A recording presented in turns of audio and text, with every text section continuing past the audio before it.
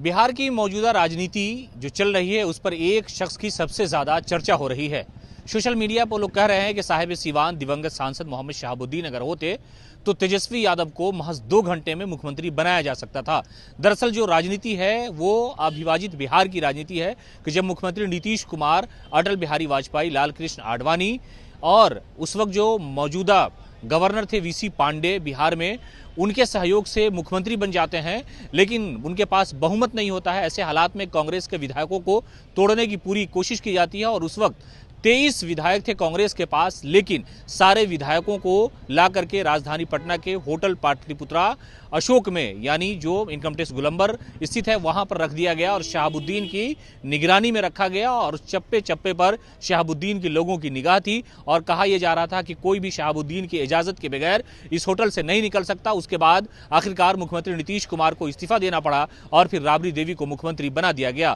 दरअसल उस राजनीति में शहाबुद्दीन का बहुत बड़ा योगदान था, लेकिन अब जबकि बिहार की राजनीति उथल पुथल है और तेजस्वी यादव को मुख्यमंत्री बनाने की लालसा उनके नेताओं और उनके कार्यकर्ताओं में है, तो लोग अब ये कह रहे हैं कि अगर शहाबुद्दीन मौजूदा वक्त की राजनीति में जिंदा होते तो शायद हालात ऐसे नहीं होते। लालू प्रसाद यादव को, तेजस्वी यादव को, उनके नेताओं को, विधायकों को इस तरह से दर दर भटकना नहीं पड़ता और यहां वहां जाकर के जो तोड़ जोड़ की राजनीति है उस तरफ अपने आप को दिमाग खर्च करने की जरूरत नहीं पड़ती। लेकिन अगर शहाबुद्दीन जिंदा होते, शर्त यही है, लेकिन वो इस दुनिया में नहीं है, वो दिल्ली की कब्रिस्तान में आराम कर रहे हैं। उनकी मौत हो गई उसके बाद से ही जो राजनीति में आरजेडी से एक दुश्मनी था, पारिवारिक दुश्मनी का मामला था, वो सामने आ गया था। और अब जबकि सरकार गिरने की कगार पर है, मुख्यमंत्री नीतीश कुमार फिर से भारतीय जनता पार्टी के साथ जा रहे हैं, तो ऐसे हालात में उस नेता की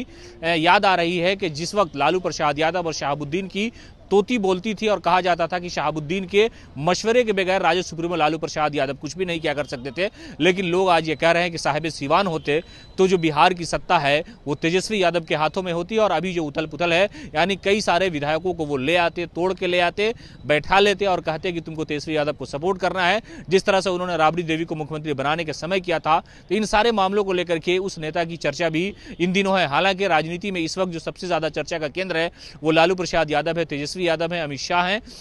और नीतीश कुमार हैं। लेकिन इन सारी राजनीति से अलग थलग हट करके जो साहेबवादी हैं, जो सीवान के लोग हैं, जो शहाबुद्दीन और हिना शहाब से प्यार करते हैं, वो ये लोग लगातार कह रहे हैं कि अगर आज साहिब जिंदा होते तो ये सियासत की तस्वीर है बिहार की वो बदल दी गई होती। इसलिए कि साहिब के अंदर सियासत की इतनी शक्ति थी, राजनीति की इतनी समझ थी और जो सरकार बदलती और बिगड़ती है उसकी इतनी बूझ थी, सूझ थी उनके अंदर कि वो कुछ भी कर देते थे। उस वक्त जब राबड़ी देवी को मुख्यमंत्री बनाना था तो वो सारे हथकंडे अपनाए जा रहे थे उस वक्त लाल कृष्ण आडवाणी, जॉर्ज फर्नांडीज की तरफ से। लेकिन फिर भी ऐसे हालात में शहाबुद्दीन ने एक अकेले राबड़ी देवी की जो नैया है वो पार लगाई थी। लेकिन जो कश्ती इस वक्त तेजस्वी की भंवर में है, अगर साहिब सीवान जिंदा होते तो शायद उसे साहिल तक पहुंचा दिया जाता।